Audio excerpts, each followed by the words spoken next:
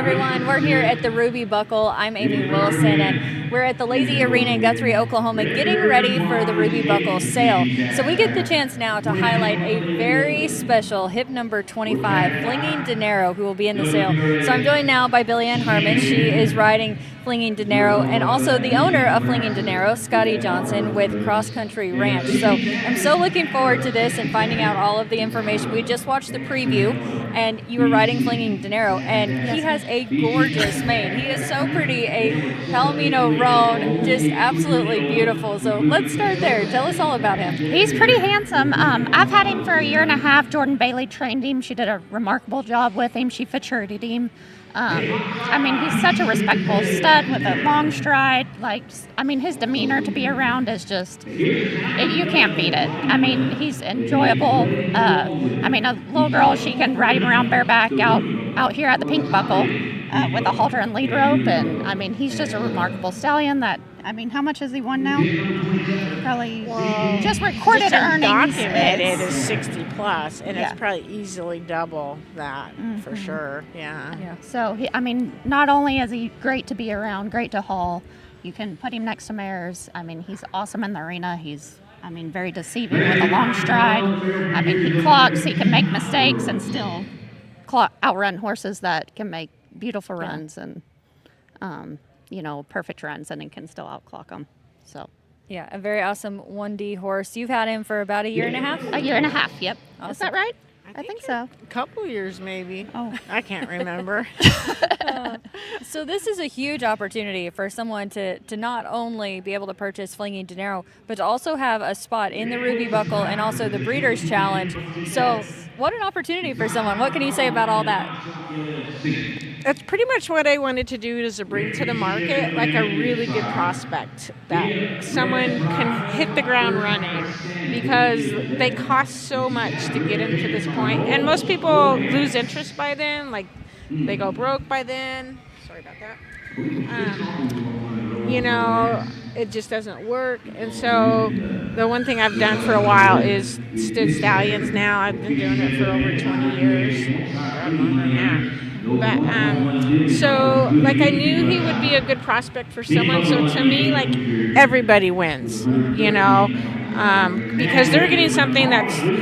I always thought the best time to buy a stallion is when, if I wanted to buy, someone's already put all the money into it, bred a bunch of crops, and they're just about ready to hit the pen, and it's still a gamble, because you got to see, if you wait too long and they prove themselves, then the stallion is really unaffordable.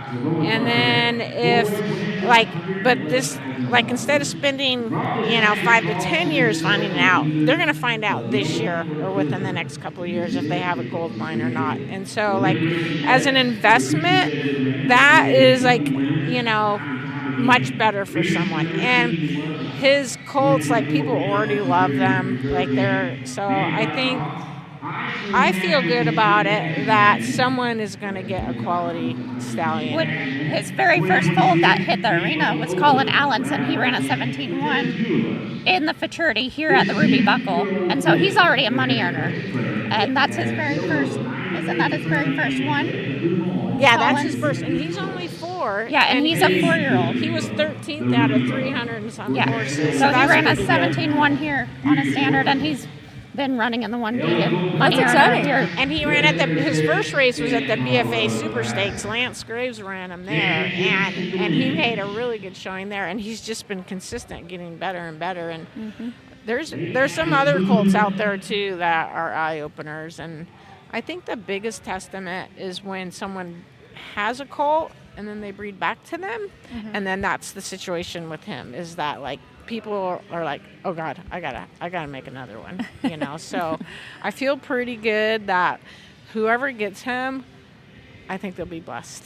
Definitely. Yeah. So by a streak of fling, and then out of a PC Frenchman's heyday mare, of course, Dinero, that's how he got his name, a 2016 Palomino roan stallion. He's so gorgeous. As we mentioned, a 1D horse himself. His first full crop is just starting to run and already winning money here at the Ruby Buckle. So a lot of exciting things. There was something else that you wanted to mention, some notes in the book and some changes that you've made. Take us through that.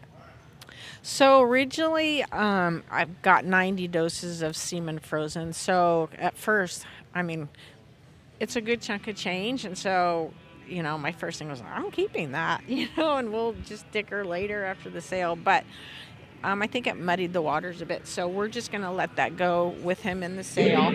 So I think that's a big advantage for someone, that's right up. It's 90 doses, and it was froze at a SBS affiliated lab, so it's quality semen. It's not Dr. Ryan Ferris at Summit Equine froze it, and it's good semen, and so that's another huge benefit there. And I want to make clear, like the Breeders' Challenge spot too, like that's also a coveted spot, and that's hard to get. And look, Judge Cash, they're talking about that. That's a program that's almost impossible to get into, or the Fast Pass. I believe it's like $40,000 just to nominate, get your stud into there. So, that's another huge benefit that normally you can't get into, so that comes with him as well. Yeah. I do want to make it clear that the Royal Crown spot in the Diamond Classic does not, because that's more of a farm spot, and I already have Mulberry Fame as my senior stallion in the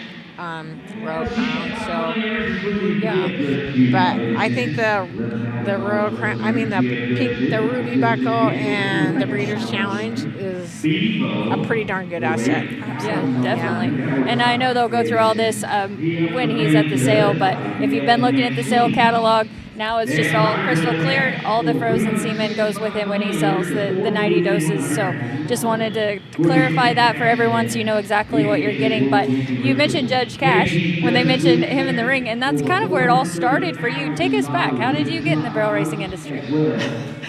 Well, I came in kind of backwards because I was a FedEx driver, and I delivered to the ranch where Judge Cash was, and I was fascinated with the reproduction and the lab stuff. So I would take my lunches, and I would spin, I'd get to watch the embryo flushes and the semen under the slide, show me a microscope and I can look at it for hours. And so they were selling out, and I asked to buy all the lab equipment. I don't know why, but because I really don't know why. But still to this day, I'm like, why did I? So, but then look where it led you. It was just meant to be. I was a thoroughbred person. I had a really nice thoroughbred stud that was leading sire in Oregon for 3 years. So I'm like, I need a quarter horse. And he's like, well, how about Judge Cash? And he told me all this information as far as he'd ran in the All-American and made this much and all this, and it went in this ear and came out this ear. And he saw the deer in the headlights look, and he goes, he's a super horse, Scottie. And I go, okay, I'll buy him. And then it took me I admit, it took me a long time to realize what I had, and looking back on my whole path, God has just done it all for me. And before I started all this, God wasn't big in my life, really, and I learned a lot of hard stuff. I went through a lot of hard times because I put everything I had into this. I didn't come into it with money.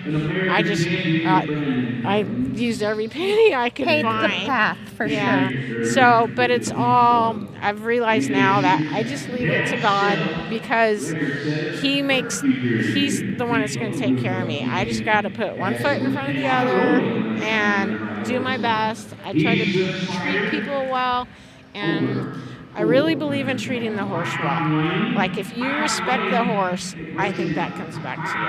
That's my belief. Yeah. I love that story. Thank you. Yeah, it's really amazing to hear just how things came to be, and then to see, where you're at now and what you're contributing to this entire industry and the opportunity that you're giving someone else to own Flinging Dinero. So, yeah. Anything else you want to add about him and this opportunity? Well, I do think he's a quality prospect. I'm not bringing him because he's a coal. I'm bringing him because I'm slowing down. I'm 64 now, and I've been working pretty hard, and so I moved to Arizona where I have a pool in the backyard, and it looks really good out there. So the easy life is looking, I like it.